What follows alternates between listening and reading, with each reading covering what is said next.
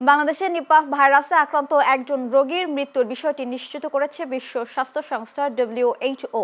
যদিও সংস্থাটি জানিয়েছে আন্তর্জাতিকভাবে এই রোগ ছড়িয়ে পড়ার ঝুঁকি এখনো কম। শুক্রবার এক বিবৃতিতে WHO জানায়, রাজশাহী বিভাগের নওগাঁ জেলার 40 থেকে 50 বছর বয়সী এক নারী গত জানুয়ারি হাসপাতালে ভর্তি হওয়ার পর মারা যান। পরদিন পরীক্ষাগারে তার নিপাহ ভাইরাসের সংক্রমণ নিশ্চিত হয়।